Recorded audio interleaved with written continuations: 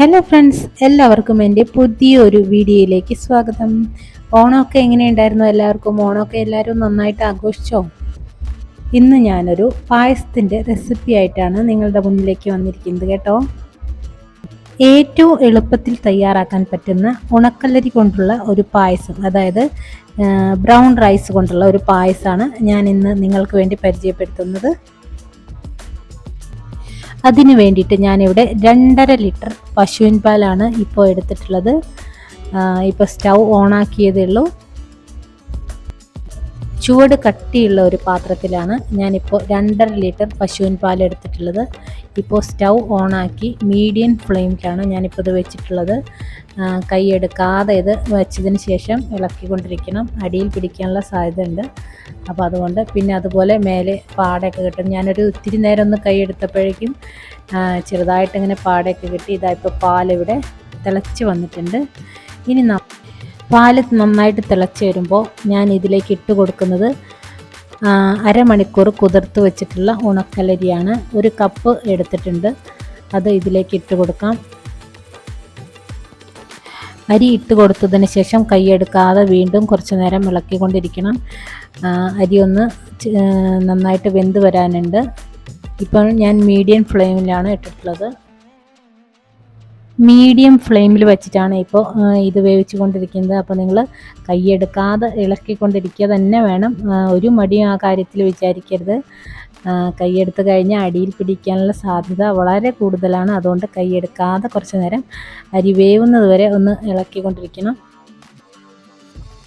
ഇപ്പോൾ പാലൊക്കെ നന്നായിട്ട് തിളച്ച് വന്നിട്ടുണ്ട്. അരി ഏകദേശം ഒരു വേവായി വരുന്നുണ്ട്. പകുതി വേവാകുമ്പോൾ നമുക്ക് പഞ്ചസാര ഇട്ട് കൊടുക്കാനായിട്ട് പറ്റില്ല. എന്താ വെച്ചാൽ പിന്നെ മധുരം ചേർത്ത് കഴിഞ്ഞാൽ പിന്നെ അത് വേവാനായിട്ട് കുറച്ച് പ്രയാസവും. അതുകൊണ്ട് ഏകദേശം ഒരു 1/4 വേവായതിന് ശേഷം നമുക്ക് പഞ്ചസാര ചേർത്ത് കൊടുക്കാം.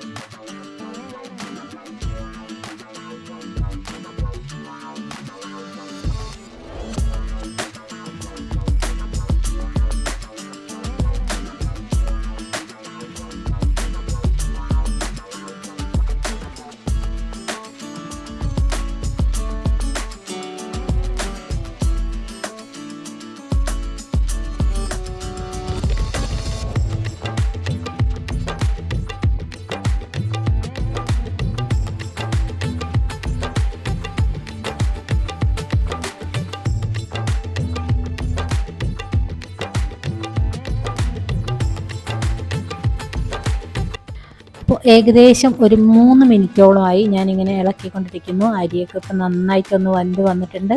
ഇനി ഇതിലേക്ക് 1 കപ്പ് പഞ്ചസാരയാണ് ഞാനിപ്പോൾ ചേർത്ത് കൊടുക്കുന്നത്.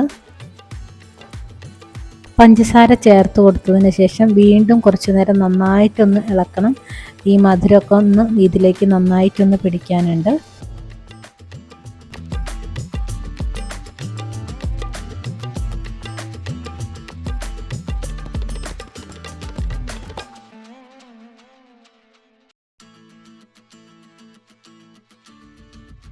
മധുരമൊക്കെ പിടിച്ച് നന്നായിട്ട് ഇപ്പോൾ പായസം ഇവിടെ നന്നായിട്ട് റെഡി ആയിട്ട് വന്നിട്ടുണ്ട്.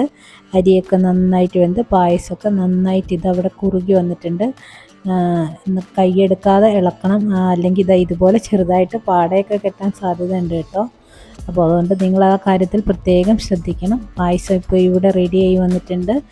ഈ സമയത്ത് നിങ്ങൾക്ക് വേണമെങ്കിൽ ഇതിലേക്ക് കുറച്ച് ഒരു സ്പൂൺ ബട്ടർ ചേർത്ത് കൊടുക്കാം. ഉപ്പില്ലാത്ത ബട്ടർ വേണം ചേർത്ത് കൊടുക്കാനായിട്ട്. അപ്പോൾ വീഡിയോ നിങ്ങൾക്ക് ഇഷ്ടമായെന്ന് കരുതുന്നു. ഇഷ്ടമായ നിങ്ങൾ സബ്സ്ക്രൈബ് ചെയ്യാനും കമൻറ്റ് ചെയ്യാനും ലൈക്ക് ചെയ്യാനും ഷെയർ ചെയ്യാനും മറക്കരുത്. വീണ്ടും കാണാം. ബൈ.